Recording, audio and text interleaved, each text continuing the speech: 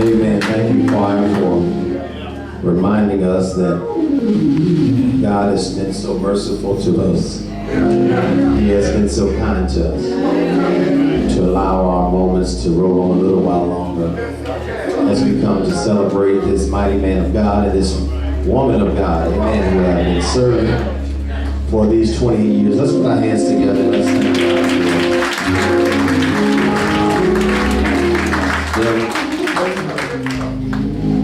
Pastor Adams, honoree, and Sister Adams, to Reverend Andre Adams, who introduced me, amen, and all the other ministers, our very own Reverend Wilson, who is here, also Pastor Johnson, Pastor Reed Rock Church, amen, Reverend Minister Tyree, who gave us the wrong track at first, amen, but he pulled it together, amen. Somebody said that we're about to turn up in here. It's all right, as long as we turn it up for the Lord. Amen. We honor God. We just thank God for expression of His goodness and kindness to us. One thing as I mature as a Christian and as a man, as a person, it's good to be able to laugh in church. Amen. Have fun and enjoy yourself. This is a celebratory occasion. Where we are honoring a man who has labored for 28 years and who has had a helpmeet by his side for more than 28 years as his wife, but has labored here with him because she had to minister to him. She had to see the heartache. She had to be a praying wife. Don't know the tears and the worries he had as pastor, but to have someone by your side in those times of discouragement, those times of despair, means a lot. I've learned, as I'm learning, that life gets a little easier as long as you got the right person to go through life with you. You know, it's not about how you go, it's about who you got going with you. It's not about where you go, but it's about who you have going with you. So we honor you, Lady Adams, amen, for your, give her another hand, amen. Being right there by our side of Pastor Adams, who has just been such a remarkable person. Both of these individuals, since I've met them years ago, I'll never forget, I wasn't even pastoring yet, but Pastor Adams let me do a revival here that had to be maybe about 17 years ago. Amen. It had to be, amen. I just thank God that He gave me a privilege, the honor, opportunity, and blessed me with the privilege to stand. And look how far God has brought us. Look how far we've come. Amen. Pastor Adams, I was looking at some old photos when I started pastoring. 12 years ago, he was at my first anniversary. So this is not just here out of courtesy, but this is a great relationship, a great friendship. He has been someone who has been a mentor, a friend. And I thank God. He appreciated me so much, I guess. And he even joined the Baptist Ministers Conference. Amen. Amen. It's good to have a little influence. Amen. So that meant a lot to me. You all don't know, amen, what that meant to me for him to come after pastor and being a part of that Ministers Conference. And it's just good to see his face, as faithful he's been. He's just been a faithful man. Just his great personality. The way he's the same person every time. Amen. And so it's good to have someone not only who's down to earth, but he loves the Lord. He loves the people of God. He does love preaching and teaching the Word of God. Great preacher, great pastor, and great teacher of God's Word. Every time I hear him, I'm inspired, and my heart is touched and encouraged when men of God who are serious come. So I don't want to belabor the time. I know you don't need any preaching, but we've come here to just say a few words to encourage our pastor and First Lady and all of us that are sitting here, because this is a time of encouragement for all of us as well. Whether you know it or not, when you see those who have served and are serving and they're not tired yet, it should serve as an encouragement for the body of Christ, that only what you do for Christ will last. Amen?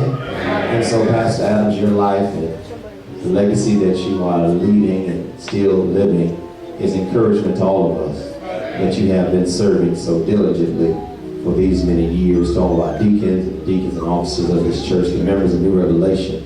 It's just good to be in celebration. You know, the game's not on yet, so what better place to be than in church? You know, I'm just a basketball fan. I really watch it, but I like basketball, and I hope LeBron didn't pull it out.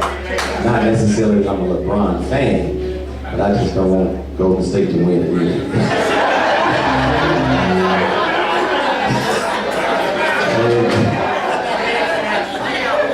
Me and Pastor Adams are really two of a kind because he felt like me as we were talking in the office.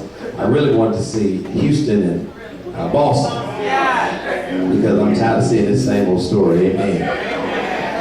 But it is what it is. So y'all don't mind if we stay at about 9 o'clock. Ain't nothing to do with it. But you know, I saw something pass out before I started, and I see how your faithfulness is pouring into others. I thought it quite remarkable. I saw Marcus Hunter, my classmate. Well, not my classmate. We went to Westside together, and also his wife, and ran track. And I thought it was quite remarkable that y'all saw him singing in his work clothes. He came from work to church and then go back to work. That's remarkable. That's you don't find people like that who are that dedicated and that sincere about their relationship and their calling and their ministry. So I just tell Marcus, well, I tell him I thought that was Mark. He encouraged me. He was a hurdler. We ran track together. He was a hurdler, amen. But that's just a sign of faithfulness. And that just shows your teaching and what you have poured into others. There's a passage of scripture found in 1 Peter.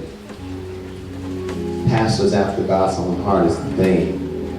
And I believe this coincides and is congruent with this theme. 1 Peter 5. Starting at verse number 1. If you have to say amen, you don't say wait. You know, we were talking about, as you find it in worship in the Sunday school lessons in the last couple of weeks, and the Sabbath day. And I know it's a very nice day, and so many people are enjoying the day. And thank God for those who came out today and shared this grand occasion. But what better place to be than to honor the Lord with your time on this Sabbath day? You know, we here, if you count up what we've been through this morning, Sunday school and church, 3.5 hours, a couple hours, say 5 hours out of a 24-hour day. Is that too much to give God? No, it's not. Amen. And so let's encourage those others.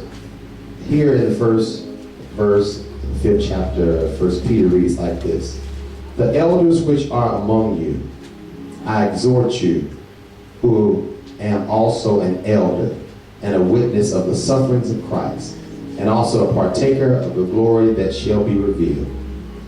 Feed the flock of God, which is among you, taking the oversight thereof, not by constraint, but willingly, not for filthy lucre, but of a ready mind.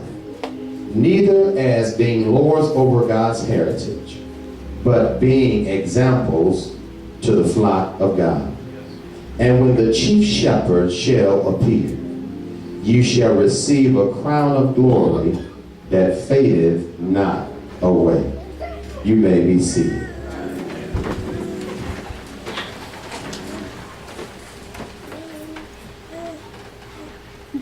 A pastor after God's own heart, being an example to the flock of God. God's example. That's what I want to talk about this afternoon. God's example. Amen.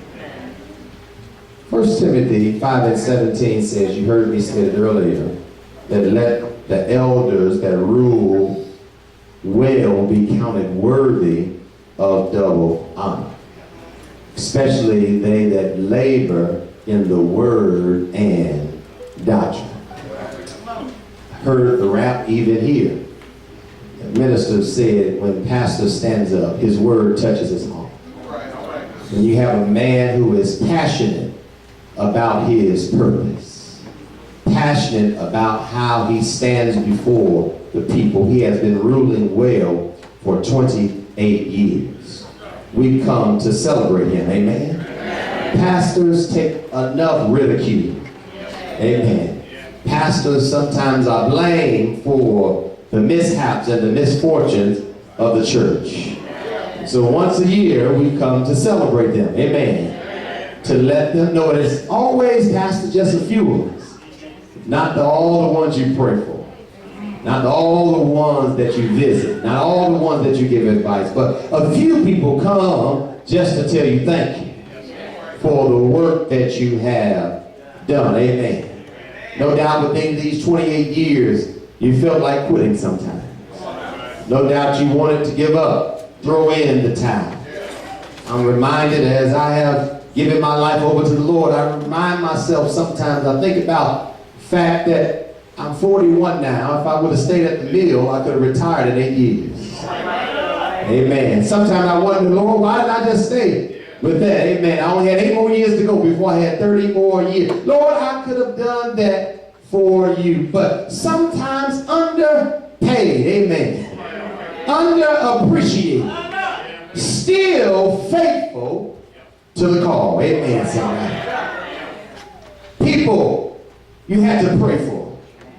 Same people that talked about you. People that you had to visit in the hospital.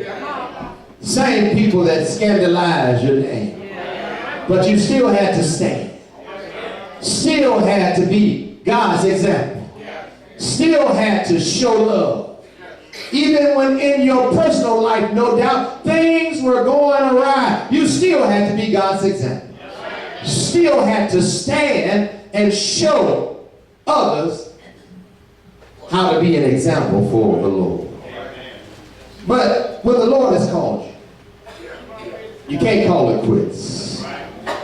You just pick yourself up, wipe yourself off, pull yourself together, and keep on pressing toward the mark for the prize of the high calling, which is in Christ Jesus. That's why the pastor is important. The Bible teaches us, he said, let those who rule and keep watch over your soul do it with joy. So it is profitable for you, amen. The pastor ought not to have a lot of problems on his plate, amen.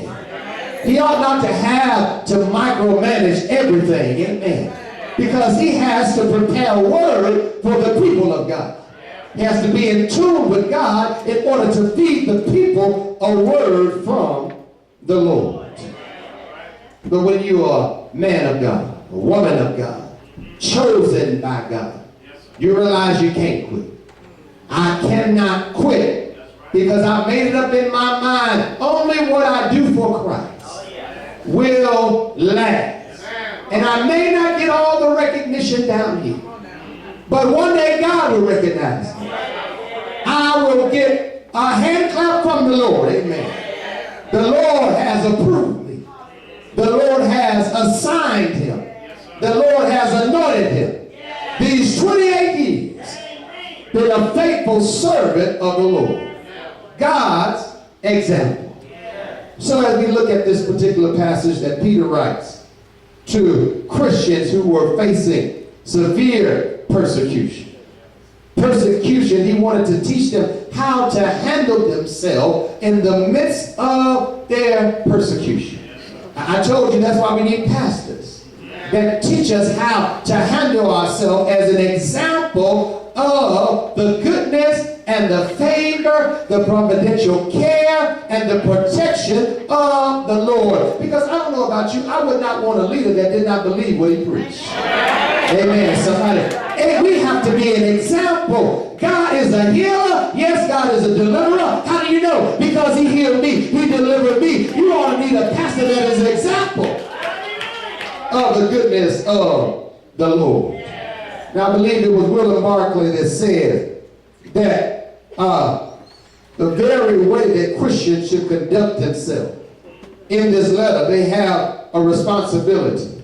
And this letter stresses the responsibility of the Christians to God and to Jesus. It stresses the duty of the Christian to the person outside of the church. See, as Christians, we got to know how to treat the ones inside and outside. It stresses the duty to the Christian, to the state, to the government. Yes, we have a responsibility to even the government. It stresses the Christian duty to our family and to our community. But it also gives guidelines to the elders for proper performance of their responsibility. There's a way as preachers, pastor, that we must carry ourselves. There is something called ministerial ethics. We must be examples because we represent God, amen. Not just by precept, but by example also.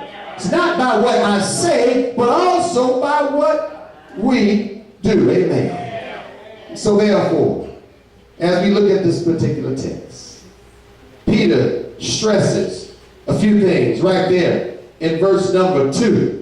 Talks about how he was one that witnessed Christ. He understood the life of Christ. He understood the ministry of Christ. Why? Because he had an encounter with Christ. And every blood-washed believer, you ought to not just come to church, but you ought to have had an encounter with Christ. You ought to have had some type of change to take place in your life, because when you come in contact with Jesus, your life begins to be altered. I told him this morning, even though we are baptized, even though we are part of the family of faith, I told him, Pastor, I can't lie and say, watch this, my hands look new, my feet do too. They're the same old hands, except when I get a manicure, amen, somebody. But they're the same old hands. That's the only way they look different. But when I have Jesus in my life, my hands don't do the things they used to do. My feet don't go to places they used to go. When I've had an encounter with Christ, I saw him rise up from the dead. That's what Peter was saying. He said, so therefore, since I've had this experience with the Lord, he said, I want to give you some insight into how you should deal with people. Because people,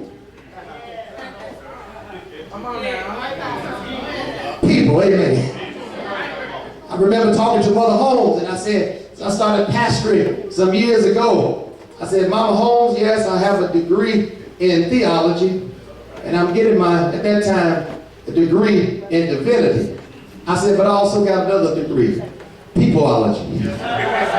Amen, somebody. You got to learn how to deal with people. Amen, because everybody is different. I remember it was Deacon Callahan that told me when I first started pastoring, he told the church, he said, you only have to deal with one of him. He said, but he got to deal with all of us.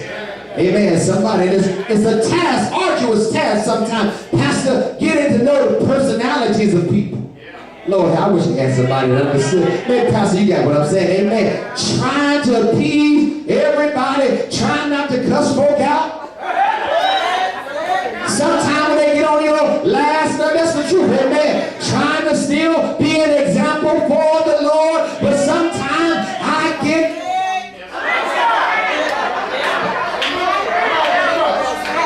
Amen, sometimes. So he says, I got to teach you how to deal with people.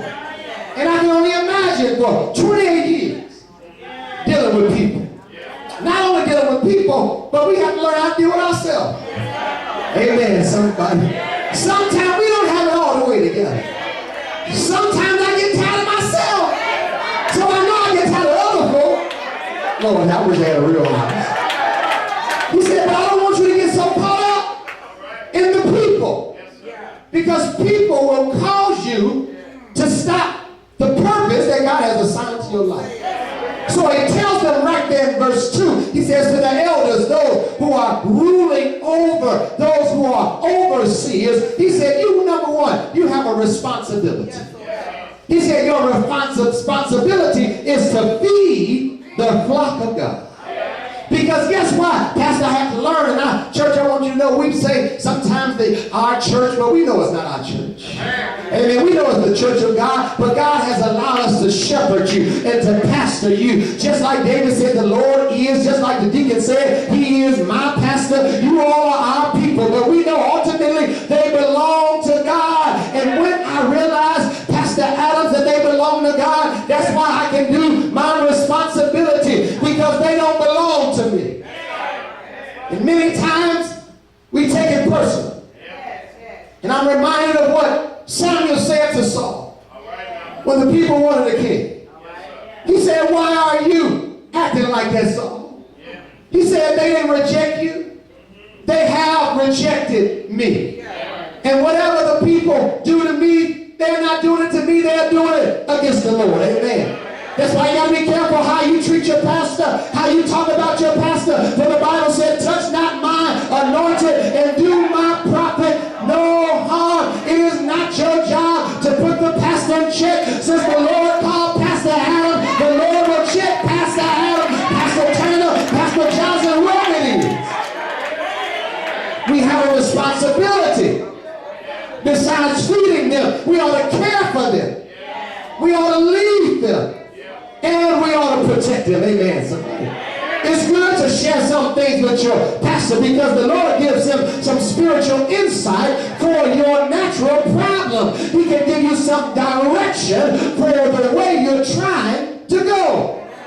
We only don't feed them, but we care about you. We lead you. We guide you. We protect you. I know sometimes people say, Reverend, you kind of young, but when the Lord called me, he knew how young I was, amen. And the Lord gives me some spiritual insight for people in order to lead them in the path of righteousness. That's why you got to be in tune with God. Hallelujah to the Lamb of God. That's why the pastor can't have a whole lot of foolishness on his mind. He has a responsibility. That's to feed. Keep on feeding, Pastor. Keep on caring, keep on leading, keep on guiding, keep on protecting. And some members that come to me and ask me about certain individuals. Say, Pastor, do you give me the nod for this person? I say, no. You gotta help them out. When you know some things about some people, don't force people and set people up for failure. Lord, I wish I could go there. Amen. We have a responsibility. It says taking oversight. And watch as I learn, we can't allow ourselves to get caught up in what people do or say. Yes, I told the church this morning I have feelings, but I have to learn how to suck some stuff up. Amen. You got to learn how to take them one for the team. Amen. You got to learn how to take some blows. You got to learn how to take some hits. Amen. It's not about what people say or do. If you don't want to lose who you are. For 28 years, you've been on the battlefield. For 28 years, you've been taking blows. For 28 years, the devil has been trying to derail you. But you've been taking oversight, amen. Because when you lose your purpose, you lose your identity, you lose your purpose. He's a called man of God. We have to learn, watch this, how to see over people. Lord have mercy. That's why he calls us an overseer. You have to learn how to see over them. That's why we stand in the pulpit, because it's our responsibility to pull you up from the pit. Amen, somebody. Yes, you may have a very spirit that is arduous, a spirit that is mean. Amen, let me just say it the way I want to. Yes, you may be a little mean, but it's our job to help you to be a little more nice. So we pull you up out of the pit of that hellish mentality. Amen, somebody. We try to get hell on your mind and get hell out of your system. That's why we have to have oversight. Amen, somebody. Not only do you have a responsibility, it says you have to be reliable. Not because you've been made to do it. Not because you've been forced to do it. Because you are willing. I'm almost done, y'all. Not by constraint. Told you I wanted to give up many times, and I'm sure, Pastor, you wanted to give up, but it has not been by constraint. Amen. I had a willing spirit, and even when I wanted to give up, I'm reminded of Jeremiah. Jeremiah said, I don't want to play no more. I don't want to be down with them folk no more. I don't want to do it no more, Lord. He said, I tried to stop, but he said I couldn't because it was just like fire shut up in my bones. Is there anybody in the house? You didn't want to play with those church folk no more. They talked about you. They lied on you. They scandalized your name. And you said, I ain't going back to that church. But something began to happen on the inside, and it wouldn't let you alone. Not because of money. I don't know. Dr. John Bigley, my professor for New Testament in my bachelor's program, said, if you're going to think you're going to get rich by being a preacher, you need to choose another profession. Amen. Amen. Because sometimes you give more. Hallelujah. People don't understand that, Pastor. You give more than what you get. Is not about me getting everything, but it's about what I can give. Matter of fact, the church don't pay you anyway. They just provide for you. God is my paymaster. Amen. God is the one that makes a way. God is the one that opens doors. The church ought to provide for us. The church ought to give us some stuff. But God is my paymaster. So if I never get a check from the church, matter of fact, I've been there before. There were times, Deacon, I didn't get paid, but I still went on. I still preached. I still taught people in short, because it wasn't about the money. It was about the mandate from the master. Somebody who's reliable. But you got to have a ready man. Amen. Somebody. You got to have the right mindset. When you know God has called you, when you know God has anointed you, when you know God has appointed you, you may not get your check. People may not show up, but I am in it. I'm so out for the Lord. As long as one person shows up, I can make a difference in that one person's life. You got to be reliable. Not only reliable, but it says you got to have respect for others. You got to respect them. In verse number 3, neither as being lords over God's heritage, but being examples to the flock of God. You may not agree with everybody, and I learned this, Pastor, but you still got to learn to respect them. Amen. You may not agree with me, but you still ought to respect the position. Amen. It is the pastor. God has ordained that position. God has appointed and anointed that position. You may not agree, but you still ought to respect the position. Most of y'all don't agree with Trump, but you still respect him as the president. Amen. You might not like what he's doing. You might not say he's not my president. If you live in the United States, he is. He's the president of these United States of America. And you better not try to do nothing to him. Amen, somebody. No matter how much you think he's a fool, no matter how much you disagree with him, but he's still the president. No matter how much you disagree with the pastor, I don't see it. It's not for you to see. It's God gives a vision to the pastor, and the pastor casts it to the people. Amen, somebody. So you got to learn how to respect others. Because I'm not your Lord. I'm just trying to be God's example. And I realize I respect you not because you belong to me, but because you are God's heritage.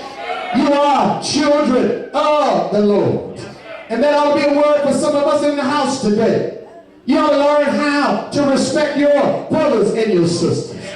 Just like in every family, there are some things my sister does. There are some things my brother does that I do not agree with, but I still respect them. And if people in the church would learn how to just respect one another, everybody can have an opinion. You can see things your way, but how many of you know it's not always about your way. It's about what is best. Amen, somebody. And sometimes your position, your viewpoint is not always going to be accepted, but you got to learn how to respect one another. And as an elder of the Lord, we have to learn how to respect the children of God. I am not your boss. I am not the one that has a heaven or hell to send you to. But if you are a child of God, you don't have to answer to Adam. You don't have to answer to Turner. You don't have to answer to Johnson, but one of these old days you got to answer to the Lord. Is there anybody in the house that know that God has sent you pastors after his own heart,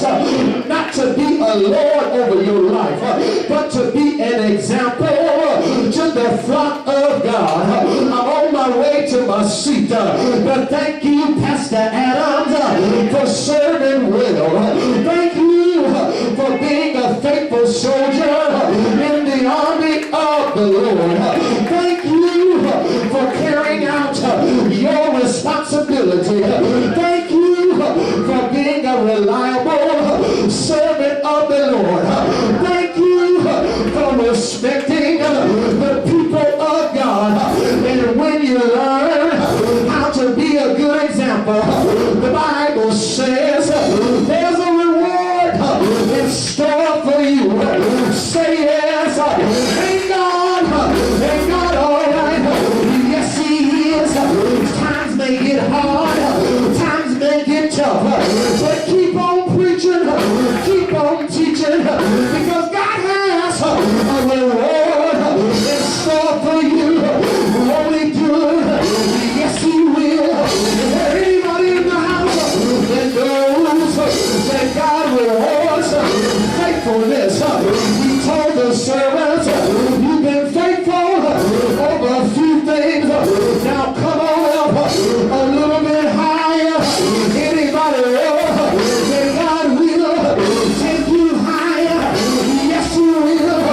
Be steadfast, unmovable, always abounding in the work of the Lord, knowing your labor is not in vain. Good night, y'all. Have a good time watching the game. But Pastor Adam, keep on preaching, keep on praying, keep on being an example for the Lord. But God will give you a crown of life.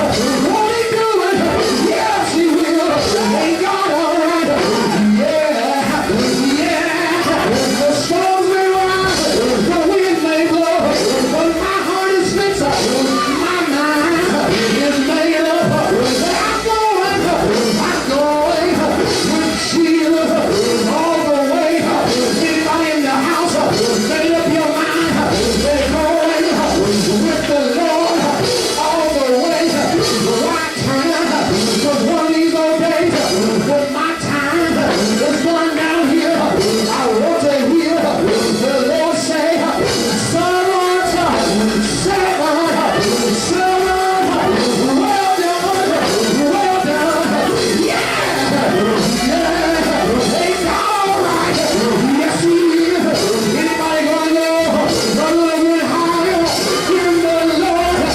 Yeah, God will reward you.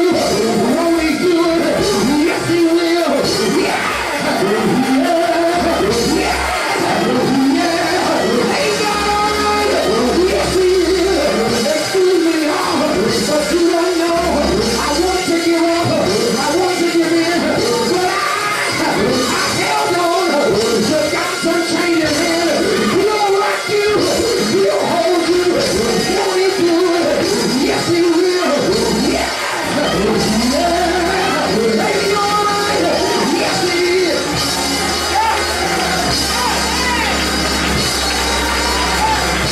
God's example. A man after God's own heart. God's example. Thank you for being an example. Not only to Pilgrim, but all of us that look up to you. All of us that have watched you continue to grow in the Lord. God bless you. Amen.